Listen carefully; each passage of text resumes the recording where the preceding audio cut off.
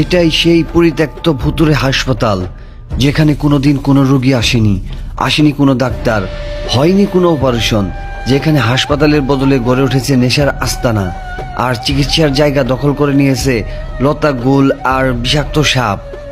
এখানে রয়েছে সেই অসম্পূর্ণ অভিশপ্ত মসজিদ, যে মসজিদে কোনোদিন আজান শোনা যায়নি, যার ভেতরে বসে মাদক সেবীদের অসামাজিক কার্যকলাপ চলছে। কিন্তু প্রশ্ন একটাই, কিভাবে, কেন, কোনো অকারণে এই মেগা প্রজেক্ট পেল না তার পূর্ণতা? কেন চরম অবহেলায় পড়ে রইল এই কোটি টাকার সম্পদ? আর সবচেয়ে বড় প্রশ্ন, পিতার মৃত্যুর পর কেন এই স্বপ্নের দায়িত্ব নিল না তার যোগ্য উত্তরসূরিরা? তাহলে চলুন ধীরে ধীরে উন্মোচন করি একটি অসমাপ্ত স্বপ্নের অন্ধকার অধ্যায়, যে গল্পগুলো আজও লুকিয়ে আছে এই পরিত্যক্ত দেয়ালগুলোর ভেতর।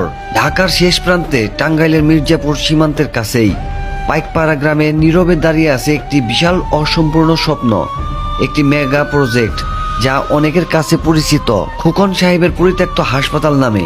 যদিও নামের সঙ্গে খোকন সাহেবের পরিচিতি জড়িয়ে গেছে, তবে এই স্বপ্নের মূল রূপকার ছিলেন পাইকপাড়া গ্রামেরই কৃতি সন্তান প্রখ্যাত শিল্পপতি খান মোহাম্মদ ইকবাল সাহেব।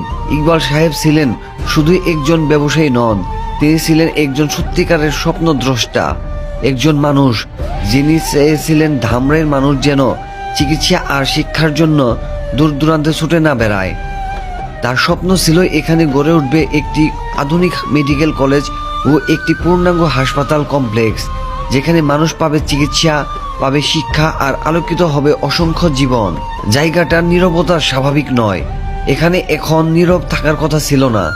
এই মাঠে মানুষের কণ্ঠে কণ্ঠ মেলার কথা ছিল, রোগীর স্বজনদের ব্যস্ত পায়ের শব্দ, অ্যাম্বুলেন্সের সাইরেন, ডাক্তারদের তাড়াহুড়ো।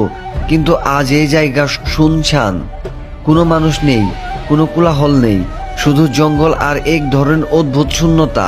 ইকবাল সাহেব বেঁচে থাকতে কাজ থেমেছিল না, ভবন উঠছিল, স্বপ্ন এগোচ্ছিল।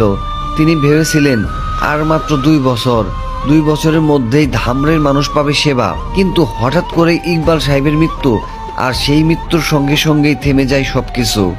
আজ যদি ইকবাল সাহেব বেঁচে থাকতেন, হয়তো এই স্বপ্ন অসম্পূর্ণ থাকতো না, এই ভবনগুলোর সামনে জঙ্গল গজিয়ে উঠত না, দেয়ালগুলো পরিত্যক্ত নীরবতায় হারিয়ে যেত না। এই মেগা প্রজেক্ট পেত তার পূর্ণতা, আর ধামরাই মির্জাপুরের মানুষ সাধ্যের ভেতরেই পেত আলোকিত সেবা।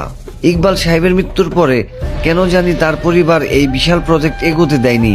কেউ বলে আর্থিক জটিলতা, কেউ বলে প্রশাসনিক বাধা, কেউ বলে পারিবারিক দ্বন্দ্ব, কিন্তু সুনির্দিষ্ট কোনো উত্তর কারো জানা নেই।